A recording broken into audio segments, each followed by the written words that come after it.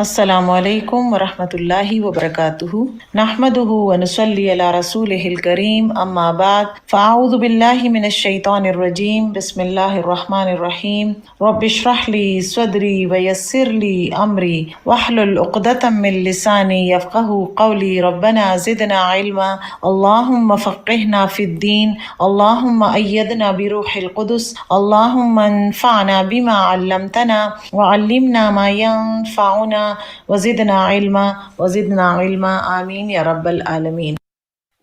नन्ही ज़मूंगा टॉपिक ची दी हगा दी द अल्लाह द महबूब बंदगान चाल और कलाम। सूरह फुरकान के अल्लाह ताला फरमाई व इबादुर रहमान अल्लज़ीना यमशूना अलल अर्दि हौना व इज़ा ख़ातबहुमुल जाहिलूना क़ालू सलामा।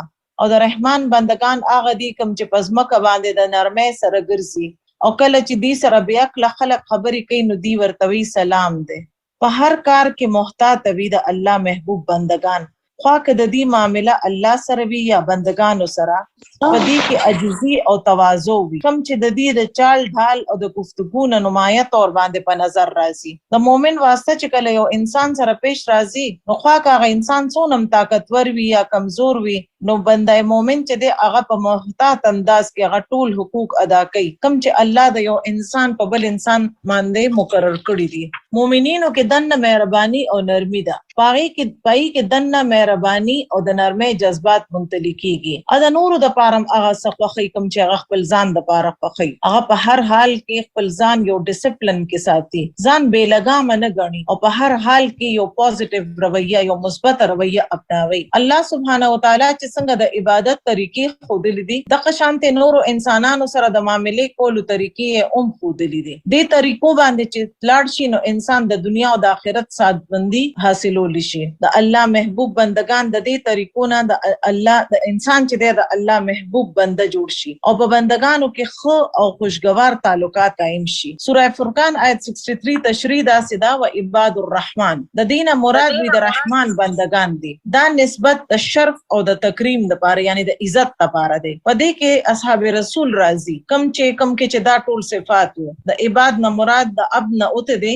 مراد د عبادت نه یعنی د عبودیت نه. عبودیت چې دی هغه دوه قسمه بندگان وي، یوی عام بندگان او یوی خاص بندگان. عام بندگانو نه مراد مسلمان، کافر، نیک، بد ټول مخلوق پکې مشترک دی. ټول مخلوق د الله غلام دی، داغه د ربوبیت محتاج دی، داغه د انتظام په تحت دی. په سوره مریم کې الله تعالی فرمایي ان کل من فی السماوات والارض الا آتی الرحمن عبدا.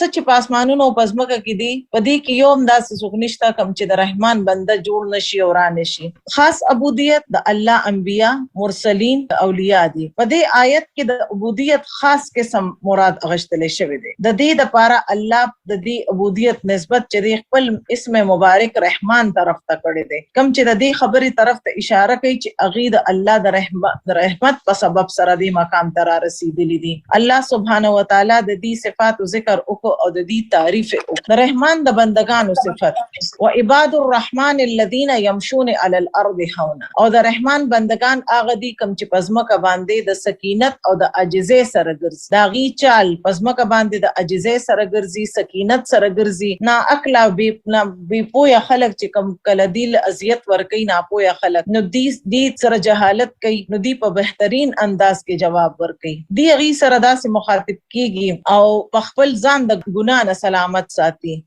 او داغي د جهالت په مقابل جهالت نه کوي. دا د رحمان د بندگانو رومبني صفت ده. الذين يمشون على الارض هونا نه مراد اغي پزمکه باندې رو ګرځي، یعنی یو کار لچر تتلل بي کنه او یو د زندګي په لار باندې تلل، د صبر او د تحمل نه کار اخلي. چرته چې سم عاملم وي نو د صبر او د تحمل نه کار اخلي، عجزي او انکساری او ټهراو نه معامله کوي. اغي چرته داخلي دونه مخکې دا ګوري چې دا غزنه به اوزو څنګه. عجزي او انکساری د دې وصف دی. اغي سوچ بچار او سمجھداري سره د حلم او د تواضع سره د الله او د مخلوق وړاندې ډیر پر سکون او متواضع وي. وقار او د سکون سره او د الله د بندگانو په وړاندې او د الله سبحانه و تعالی په وړاندې عجزي او انکساری د اغي وصف دی. د هون هنا نه مراد دا د حین مسکن دی، د دې مطلب دی سکینت او وقار، یعنی پزماکه باندې سکینت او وقار او د تحمل سره ګرځي، میانه روی سره ګرځي. یاد ساتلو خبره،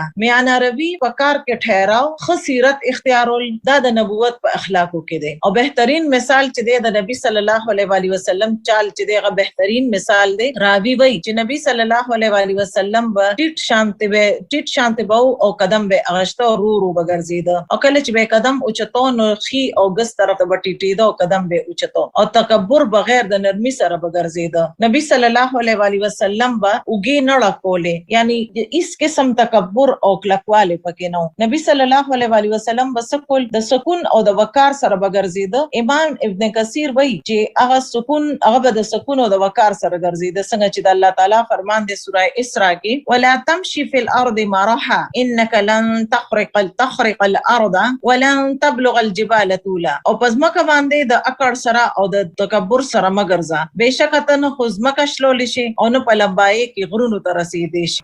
بل د عجزه اظهار کول. کله چې عمر رضی الله تعالی عنہ یو ځوان ولید چې د مریضانو په شان روانو، نو تاسو ورته وکړه ستاسو حال دی ولې ته بیمار یې؟ هغه ورته وینا بیمار خو نه.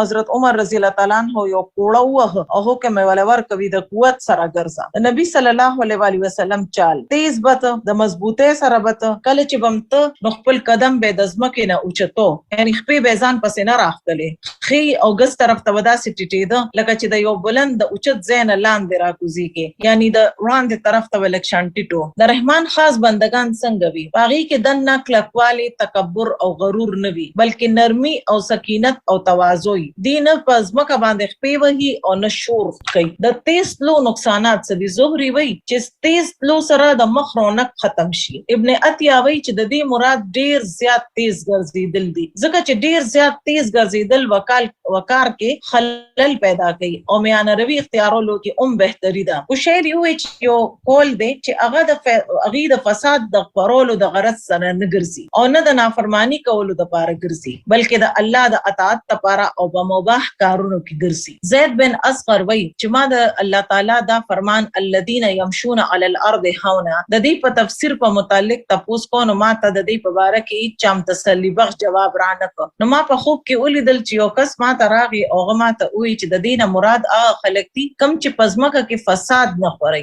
یعنی پزماکه کې په خپلم پر سکون اوسېږي او نور خلک هم پر سکون پریږدي. انسان چال داغه د شخصیت عکاس چې د انسان په دماغ کې څه دي، هغه کم قسم انسان دی، داغه د ضمیرم پورا عکاسی کوي. یو شریف النفس انسان چال یو شانتی وي، د ظالم او د جابر انسان چال بل شانتی وي، د متکبر او د ځان خولي کس چال بل شانتی وي. د انسان پہچان لکه انسان خپل د چال نه پړومبي نظر کې او پیژندل شي چې دا د کوم قسم سره تعلق لري، یعنی د انسانانو د کومه طبقه سره د تعلق دی. د مؤمن پہچان نه صرف د چال نه بلکې داغه د جسم د هر عضو نه عجزي را ټپکاویږي راسسیږي ته. عبد الله بن مبارک حسن بصری نے روایت کوي چې مؤمنین عجزي کول والوي، داغي د اوریدو د کتو د آزاد د جوکاو د عجزي را غورځيږي، تر دې پورې چې ته ودا سګنی چې دی بیمار دي، خوغي بیمار نه وي بلکې د دې پزړه کې چې کوم د الله خوف دی هغه په نور خلقو کې نه وي، څنګه چې الله تعالی فرمان دی وقالوا الحمد لله الذي اذهب عنا الحزن ان ربنا لغفور شکور. او غي به وي چې ټول تعریف ته الله دی چا چې مونږ نه هر یو غم لري کا، بهشکه زمونږ پروردگار ډیر بخون کې او ډیر قدردان دی. یعنی مومن بندگان چې کوم دی هغه په دنیا کې د آخرت د غم سره اوسېږي. مومن بندگان د قیامت پر ورځ په شکر ادا کوي چې زمونږ نه زمونږ غم اخوا شو. داغي کې دادن نه عجزي ودی، آخرت په غم په وجه بدی کې یو عجزي وي. زجاج وایي چې د دې نه مراد صرف پزماکه باندې ګرځیدل نه دی بلکې خلکو سره معامله او په معاشرت کې دای سره د ملاویدو ذکر دی چې خلکو سره داغي میل ملاپ څنګه دی. و اذا خاطبهم الجاهلون قالوا سلاما، او کله چې ناپوهه خلک دې سره خبرې کوي نو دی ورته وی سلام دی. د چال نفس اهم شي، د انسان د چال نفس اهم شي داغه گفتگو ده. یعنی د آیت کې دنه د نور صفاتونه بیان شوي دي چې اغي د جاهلانو د خبري جواب نه ورکوي، بلکې کله چې اغي د حماقت مظاهره کوي نو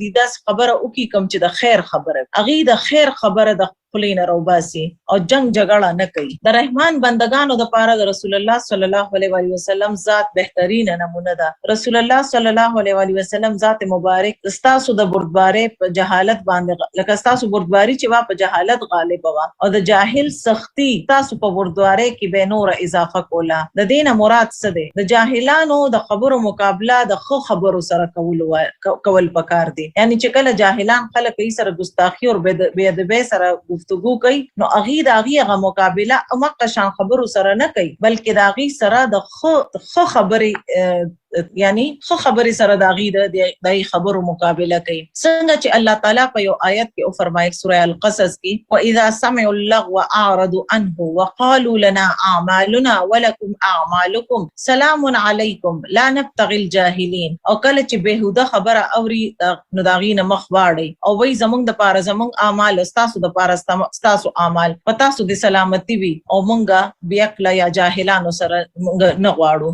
سلام نه مراد د دې سلام نه مراد دا نه دی چې هغه کله جګړه شروع کړي نو تاسو دی وته السلام علیکم وای بلکې د دې نه مراد بحث تر کول دی بحث او مباحثه پر خودل دی اعراض کول دی. اهل ایمان اهل جهالت سره انخلی نه بلکې دا سه موقع باندې پرهیز او د ګریز صفت اختیاري او بے فائدہ بحث نه کوي. مجاهد وی قالو سلام مطلب دی چې اغي سیده خبره کوي. وقولو قولا سدیدا. سید بن جبیر وی چې اغي خو خبره سره جواب ورکي. حسن بصری رحمت الله علیه وی چې دا بردبار خلق دي کوم چې جهالت نه کوي او کله دې خلاف جهالت نه کار واغشتي شي نو غي بردباری کوي تحمل کوي. دلته د رحمان د بندگانو د حلم تعریف کیږي چې اغي د بردباری په بدله کې احسان د جاهل سره عفو درگذر او د قشانت نور اخلاقیاتو کې اغي اوچت مقام باندې فایز کوي او د دې باجنا اغي د رحمان بندگان کهلاویږي او تخلق وتوي. بلند اخلاق سدي د حلم اپناول حلم بردباری ته بردباری اپناول د خلکو تکلیف دې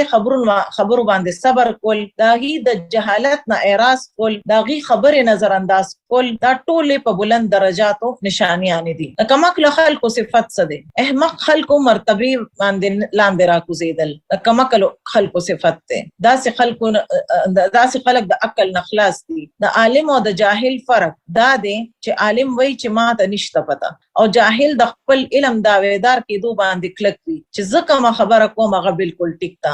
اوس د جاهل شپږ عادتونه دي. علي بن ابي طالب رضی الله تعالی عنہ وای چې جاهل شپږ عادتونه نه پیژندل کیږي خو هغه سونه هم کتابونه غویل دي. نمبر 1 په معمولی خبره باندې غضبناک شي وړه خبره دونه غضبناک کی او انتهایی غیظ او د غصې ښکار شي. نمبر 2 بے فائدہ خبرې کوي یعنی فضول خبرې کوي. نمبر 3 غیر مناسب مقام باندې احتیاط ورکوي یعنی چې د چا حق نه وي غیل ورکوي. نمبر 4 د دوست او د دشمن پہچان نه لري هغه ته دا پته نشته چې زما دوست څوک دی او زما دشمن څوک دی. نمبر 5 راز افشا کوي یعنی کده ته څه خبره وکي او دا ورته وایي چې دا خبره چا سره نه دی کول نو دی په دې خبره نه پويږي او لاړ شي دا راز کولاو کی. او نمبر 6 دی چې په هر چا باندې باور وکي. مونږ د لګ د خپل ځان جایزه والو چې په دې شپږو خبرو کې دا شپږ وانه خبرې چې ما کوم بیان کړی چرته په مونږ کې خدا خبرې نشته. اوس د رحمان بندگان جاهلانو سره څنګه اخلاق سره پیش راځي.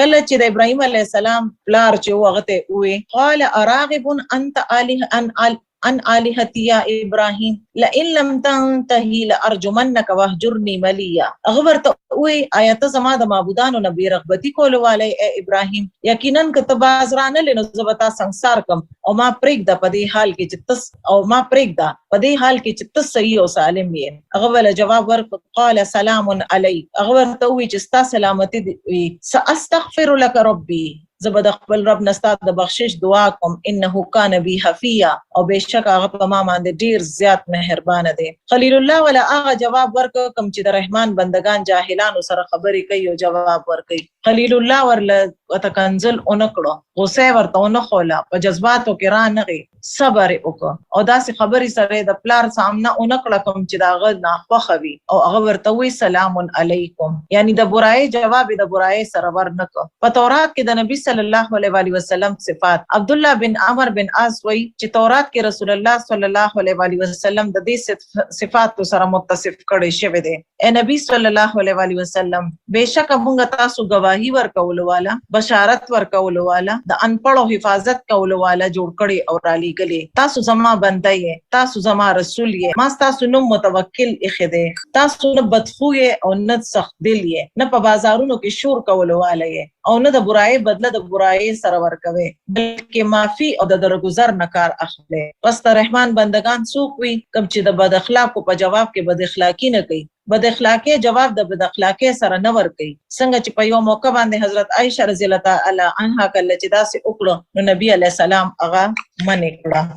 جاهلانو نه اعراض. سوره الاعراف آیت نمبر 199 کې الله تعالی فرمایي خذ العفو وامر بالعرف واعرض عن الجاهلین.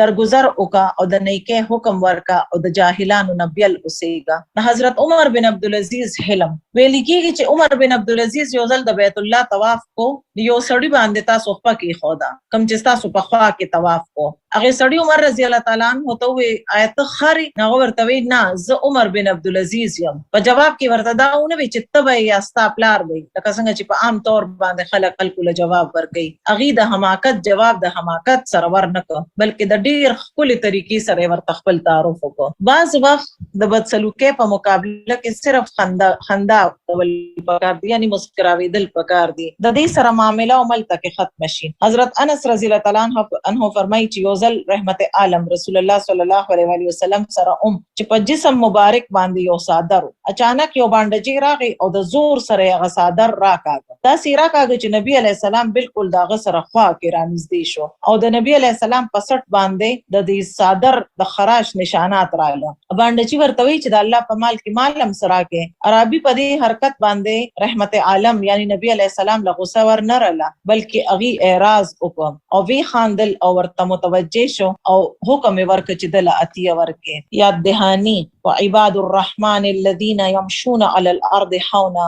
انسان د خاور نه پیدا کړی شوی دی، هغه خپل اصل یاد ساتل پکار دی. هغه خپل اصل یاد وساتي خو د خاور نه پیدا شوی دی، خاور چې دا هغه خو د لاندې چکول کیږي. انسان بچرم تکبر نه کوي، انسان د خاور نه پیدا شوی دی او په خاور کې بدی واپس سي. منها خلقناكم وفيها نعيدكم ومنها نخرجكم تارة اخرى. پس اولاد آدم د اوسېدو زمدا دي او د مړ کېدو زمدا دي. قبرونم دلته دي او د قیامت په ورځ به اوچتول کېږي ممددینا، بیا به بدله ورکړي کېږي. د خاورې نه د انسان تخلیق وشو او دا خبره انسان له نه دي هېرول پکار. د تواضع حکم دلته بنیادی طور باندې د تواضع حکم ورکړي کېږي. د تواضع لفظ چې دی دا د ادعانه اوته دی او مطلب دی کې خودل. په تواضع کې انسان خپل قدر کموي. کله چې کم چې د انسان اصل مقام وي دا غینه لاندې راشي، یعنی مسلمان د خپل رور د پاره خپل مرتبه غرزول او اظهار کوي. یو قول دا هم دی چې په فضیلت کې د انسان نه زیات وی دا غي تعظیم کول. انسان چې کله د خپل د مشر عزت کوي او د خپل نه کم درجو والو باندې شفقت کوي نو دې دا هم تواضع ده. د مخلوق په وړاندې اوږې ټیټول. راوی وایي چې د تواضع نه مراد خدمت کولو کې فرق ترک کول، یعنی که مشر دی که کشر دی د ټولو خدمت کول. فضیل بن عیاض وایي چې د حق تابع کېدل او د هغې دپاره فرمانبرداري اختیارول هغه قبلول دا تواضع ده. تر دې پورې که تاسو سخت جاهل کس یا د بچي خبره اورئ او که بچي یو خبره کوي او هغه صحیح خبره کوي نو هغه منل پکار دی، او که جاهل یو خبره کوي او هغه صحیح خبره وي نو هغه قبلول پکار دی. متواضع انسان څوک وي؟ هغه چې کومه خبره هم که څوک وکړي یا مشر وکړي یا کشر وکړي او که هغه صحیح وي نو هغې خبره اغشتو کې ار ورته نه محسوسیږي. تواضع کله ټیک وي؟ ابن القیم رحم الله وایي چې ستاسو دپاره د تواضع مرتبه هغه وخت پورې نشي درست کېدی تر څو پورې چې تاسو حق د هغې خلکو نه وانورئ چا سره چې تاسو محبت کوئ او د هغې نه وانورئ چا نه چې تاسو نفرت کوئ. ځکه چې چا سره موږ محبت کوو نو د هغې حق خبره خو موږ په خوشحالۍ اخلو، او چې د چا نه موږ نفرت کوو د هغې خبره که رښتیا هم وي نو په موږ باندې ډېره ترخه لګي او هغه موږ نه قبلو. حق د چا نه قبول کوو؟ ابن القیم وایي چې تاسو حق همدغه شانتې د خپل دشمن نه قبلوئ څنګه چې د خپل د دوست نه حق قبلوئ. کله چې د انسان په وړاندې حق راشي نو هغه قبلول پکار دي، او کله چې د چا حق تاسو په ذمه وي نو هغه ادا کوئ. د چا د دشمنۍ په باره کې معنی کېږئ ما که انسان د هغه حق ادا کولو نه منی شي نو فضیل بن عیاض نه تواضع په باره کې تاسو په نوغه وی چې دا هغه کس ته کم چې د حق تابع وي او د حق مطیع وي او څوک چې د حقدار وي هغه قبول. د تواضع په باره کې مذاکره د شانته حسن بصری یونس او ایوب په خپلو کې روان شو. د تواضع په باره کې مذاکره کوله چې تواضع څه ته وي. حسن بصری وته وی آیا تاسو ته پته ده چې تواضع څه ته وي؟ تواضع دا ده چې کله تاسو د خپل کور نه راوځئ نو تاسو کوم مسلمان سره چې ملاويږئ نو تاسو دا غنئ چې تاسو نه خده تاسو نه بهتر دي. دا د اصل تواضع. او د تواضع خلاف ډیر شي خلک دنیاوي مال او دولت په وجه خپل ځان ډیر اوچت شي غني او مال او دولت والو عزت کوي. دام د تواضع خلاف ده. د تواضع خلاصہ یحیی ابن کثیر وی چې د تواضع خلاصہ په دریو سيزونو کې ده. نمبر 1 دا چې تاسو په مجلس کې د اعلی مقام په ځای په کم باندې راضي شئ. یعنی دا نه غنئ چې ماته دا موای چې ماته د پرومیننت ځای ملاوي شي یا خاص صوفي باندې د زکینه ولې شم یا خاص ځای چې کوم د وی آی پیز د لپاره کوم ټیبل جوړ شي لکه څنګه په ودونو کې چې کیږي. انسان د دا نه غني چې ما د کم تر قتل کیږي یا ماته د یو ځای د لپاره ویل کیږي چې دلته کینه نو زه کم تر یم. نمبر 2 سچ درته ملاوي شي تاسو اول سلام اوکے څوک چې در سره ملاوي شي نو تاسو ورته اول سلام وکړئ. دا د تواضع علامه. او نمبر 3 دا چې تاسو د نیکه په وجه تعریف او شهرت او ریاکاری نه خوښوي. یعنی تاسو خپل تعریف خنه لري. تواضع پیدا کولو د پاره د الله عظمت د الله بڑای او د خپل نفس قدر پیژندل ضروری ده. او که څوک دا وایي چې تواضع د څنګه پیدا شي نو هغه یو طرف ته د الله پہچان دی او کی داغه عظمت او دویم طرف ته خپل حقارت چې چرته نه پیدا شو او څه شي دی په دې باندې نظر ساتي. تواضع په ذلت کې فرق. که څوک دا وایي چې دا شانته کو زما ذلت ته عجزي اختیارولو کې نو ابن القیم وایي چې عجزي د الله ذات او د صفات او معرفت د مینځ نه راوځي او دا شی د الله د پاره د زړه د ماتېدو او د عجز کېدو طرف ته بوزي او د الله د بندگانو طرف ته د ټیټولو طرف ته بوزي. او انسان غني چې د الله د بندگانو هی حق ته او زما هیڅ حق نشته او خپل نفس په خواهشاتو کې ولګي او داسې کارونو کې صرف کې د کم سره چې داغه مرتبه پریوزي او دې په خواهشاتو کې ذلیل کول دي. الله څه خوښي؟ الله عجزي خوښي او ذلت نه خوښي. عجزي او تواضع زموږ په دین کې اهمیت دی، ډیر زیات اهمیت دی. نبی صلی الله علیه وسلم صفاتو فبما رحمت من الله لنت لهم ولو كنت فظا غليظ القلب لانفضوا من حولك فاعف عنهم واستغفر لهم وشاورهم في الامر فاذا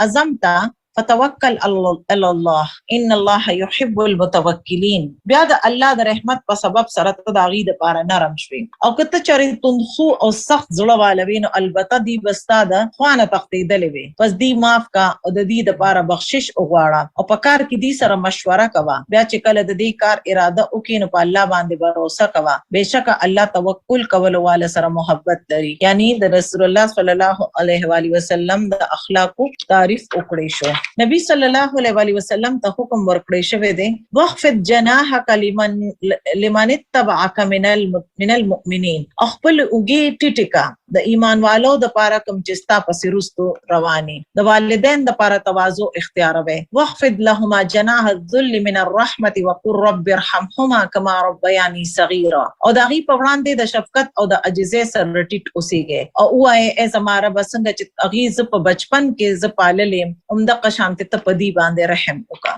آمین. دا ټولو انبیاء صفت ته. حضرت یحیی علیہ السلام وی وبرم بوالدتی ولم یجعلنی جبارا شقیا. خپل والدین سره ښه سلوک کول والے جوړ کړم او زه سرکش او بدبخت نیم جوړ کړی. عیسی علیہ السلام په باره کې راضی رسول الله صلی الله علیه وسلم او فرمایل څوک چې د عیسی تواضع وګوري او خوشالیدل غواړي چې وګوري او خوشالیدل غواړي ناغه د ابو ذر ته وګوري. د الله انبیاء د پاره عجزه حکم.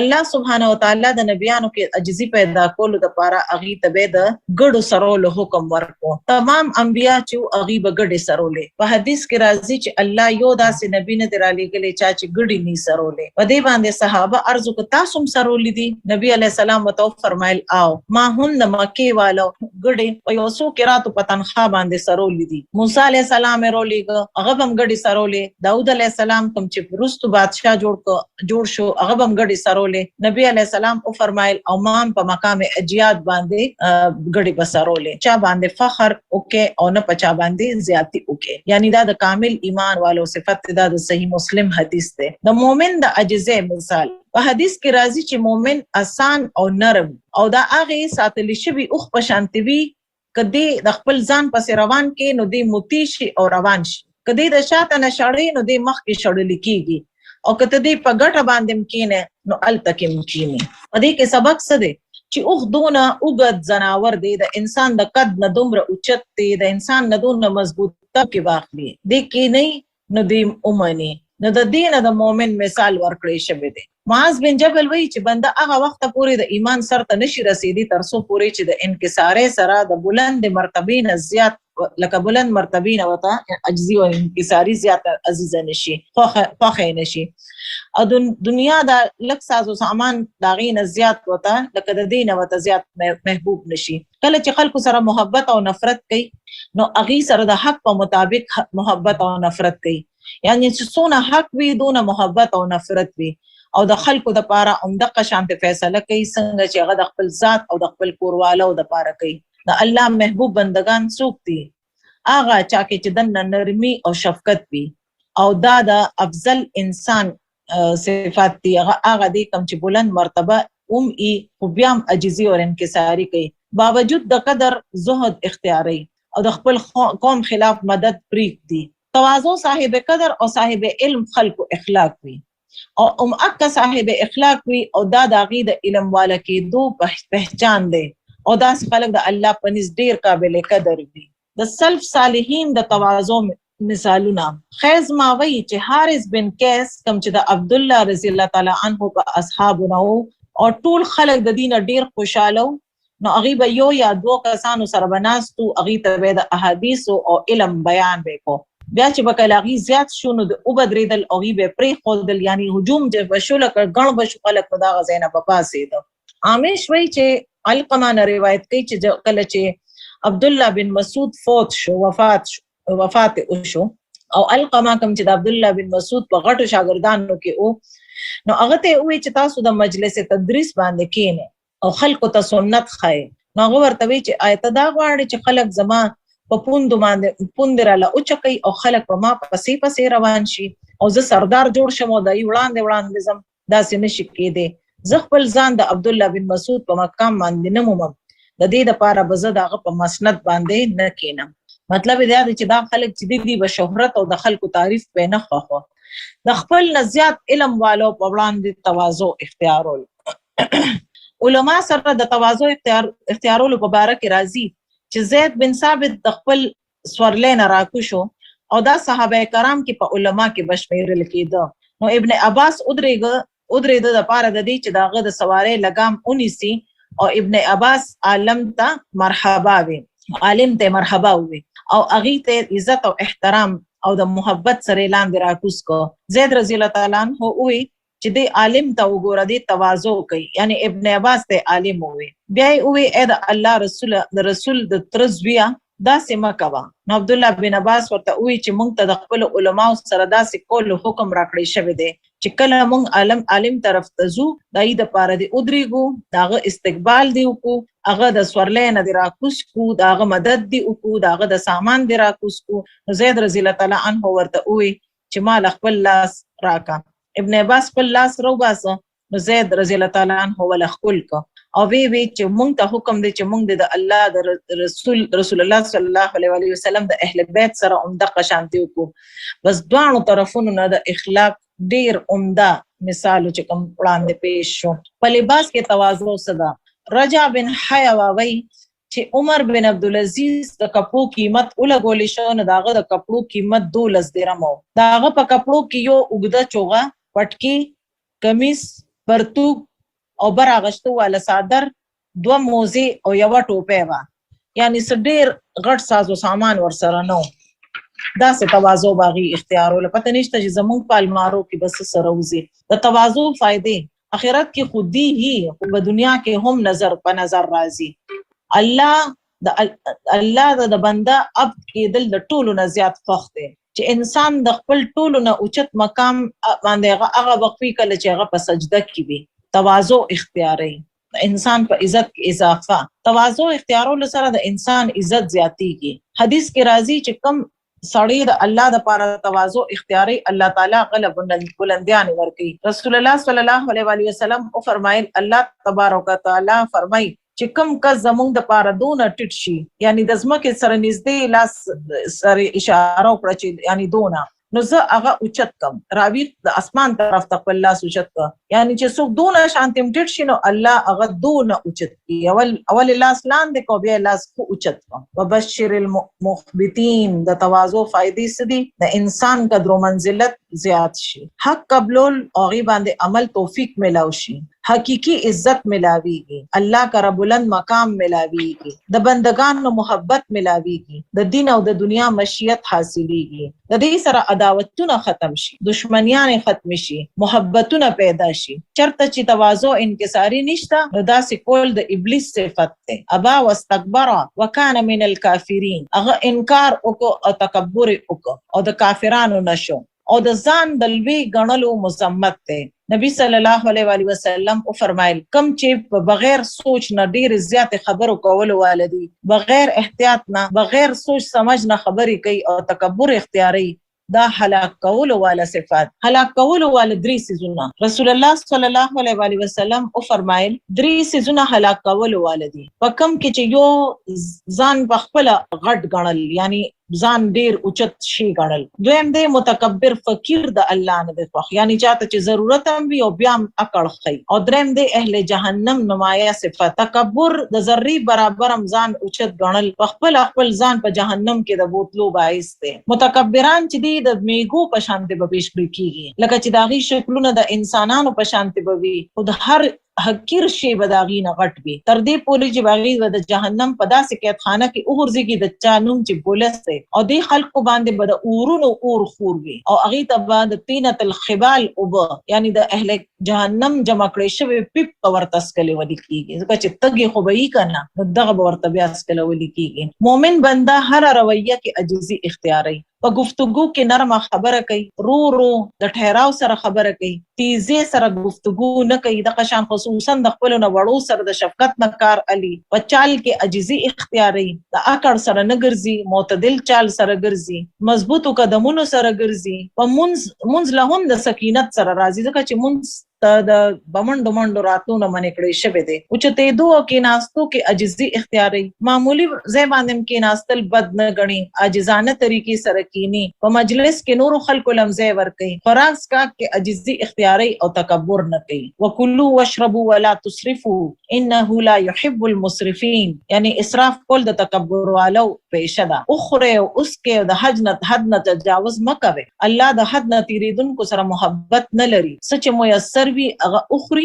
او په خوراک سکا کې زهد اختیاري، په ډکه خېټه ډوډۍ نه خوري، که ډوډۍ ملاو نشي نو روزه وساتي. یو ځل نبی صلی الله علیه وسلم کور تراغه نو حضرت عائشہ ته وی تاسو سره آیات سره سشتا، هغه وته عرض کوي یا رسول الله صلی الله علیه وسلم کور کې خو اسم نشتا.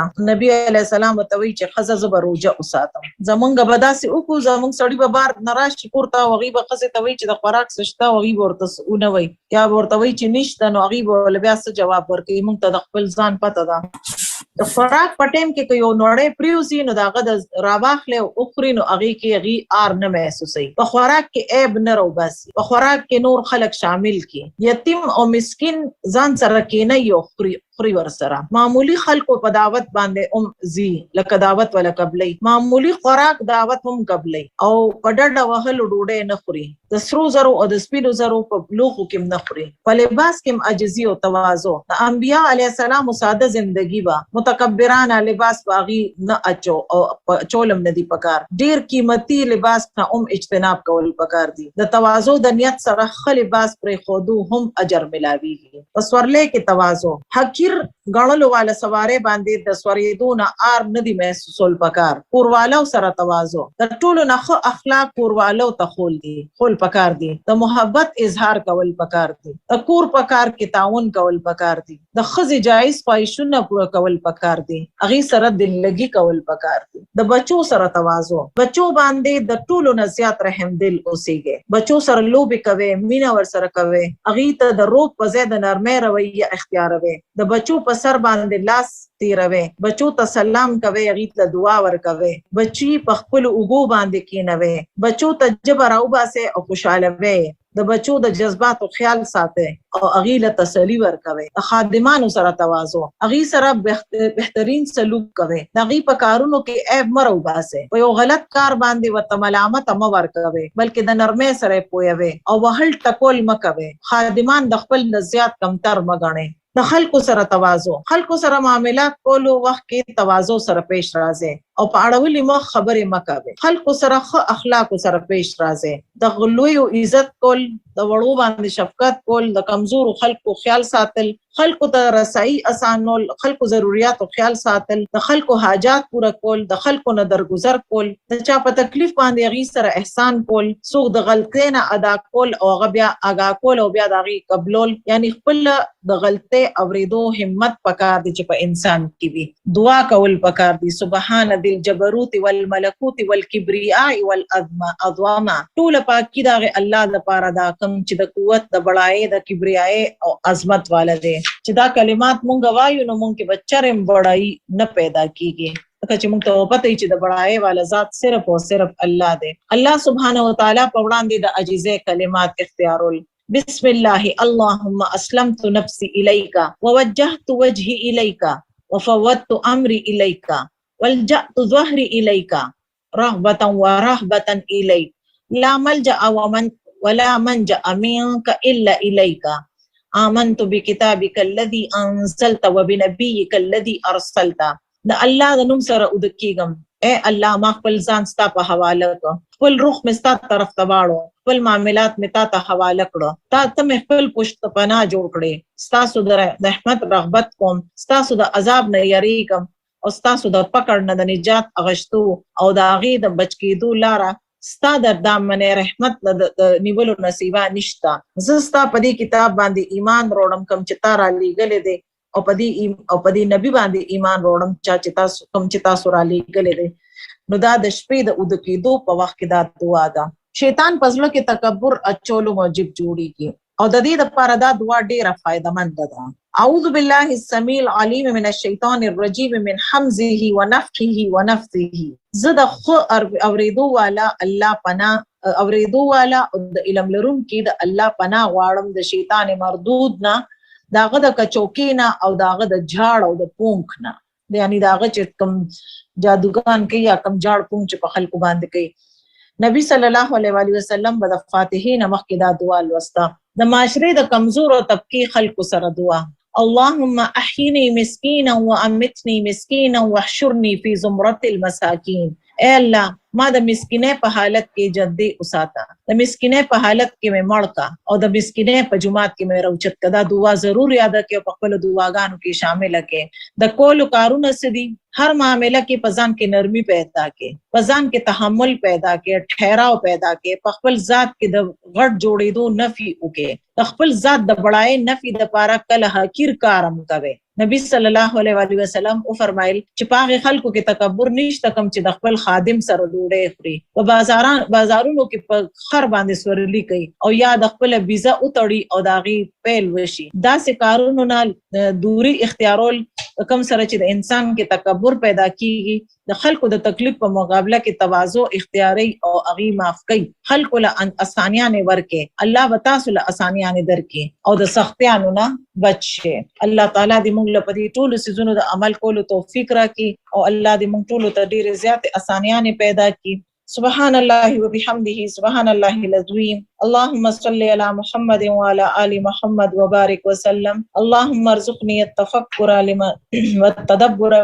والتدبر لما يتلوه لساني من كتابك والفهم له والمعرفة بمعانيه والنظر في عجائبه والعمل بذلك كما بقيت إنك على كل شيء قدير. ربنا آتنا في الدنيا حسنة وفي الآخرة حسنة وقنا عذاب النار وادخلنا الجنة الفردوس مع الأبرار يا عزيز يا غفار يا رب العالمين. ربنا هب لنا من أزواجنا وذرياتنا قرة أعين واجعلنا للمتقين إماما. ربنا آتنا من لدنك رحمة وهيئ لنا من أمرنا رشدا. اللهم إني أعوذ بك من عذاب عذاب القبر ومن عذاب جهنم ومن فتنة المسيح الدجال ومن فتنة المحيا والممات. اللهم إني أعوذ بك من المأتم والمغرم. لا إله إلا أنت سبحانك إني كنت من الظالمين. لا إله إلا أنت سبحانك إني كنت من الظالمين. لا إله إلا أنت سبحانك إني كنت من الظالمين. رب اغفر وارحم وأنت خير الراحمين. رب اغفر وارحم وأنت خير الراحمين. رب اغفر وارحم وأنت خير الراحمين. يا حي يا قيوم برحمتك أستغيث. يا حي يا قيوم برحمتك أستغيث. يا حي يا قيوم برحمتك أستغيث. أصلح لي شأني كله ولا تكلني إلى نفسي طرفة عين. يا الله يا أرحم الراحمين يا ذا الجلال والإكرام يا نور السماوات والأرض يا بديع السماوات والأرض يا حي يا قيوم إني أسألك. يا الله دا سونه چې موږ دلته ولوستل په دې راله د ډېر ښکلي پوهې د عمل کولو او وړاندې خلکو ته د رسولو توفیق راکا. یا الله ته موږ ټول مسلمانان مړ یو جمع دي وبخه. یا الله زمونږ ګناهونه معاف کا. یا الله ته موږ ټول د دوزخ توره قبر د عذابونو نه وساته. یا الله ته موږ ټول له جنت الفردوس کې ځای راکا. یا الله زمونږ توبه قبول کا. یا الله زمونږ معافي قبول کا. یا الله موږ د خپل غضب او د قهر نه بچ کا. یا الله موږ ته د آل اولاد سره د پوره خاندانونو سره د ټولو مسلمانانو سره د ټولو انسانانو سره راته د نیکۍ او د سیدې لارې هدایت وکا. یا الله په دواړه جان کې د آل اولاد سره د مور پلار او د رونو خویندو سره د پوره اهلویالو سره د ټولو مسلمانانو سره په دواړه جان کې سرخرو او کامیاب او کامران کو. یا الله تعالی ته ډېر زیات اسانیاں پیدا کا. او یا الله سونه خلک چې بیماران دي که په هسپتالونو کې دي که په کورونو کې دي، یا الله سره زمونږ ټولو له شفای کامله عاجله او مستمره ورکا. یا الله مونږ د خپل غضب او د قهر نه بچ کا، ته مونږ له په دنیا او په آخرت کې اسانیاں راکا او په دنیا او په آخرت کې ته زمونږ نه راضي شه. ربنا تقبل منا انك انت السميع العليم وتب علينا انك انت التواب الرحيم. وصلى الله تعالى على خير خلقه محمد وآله واصحابه واهل بيته وذريته اجمعين برحمتك يا ارحم الراحمين. الهي امين ثم امين. سبحان ربك رب العزة عما يصفون وسلام على المرسلين والحمد لله رب العالمين. سبحانك اللهم وبحمدك نشهد أن لا إله إلا أنت نستغفرك ونتوب إليك. السلام عليكم ورحمة الله وبركاته.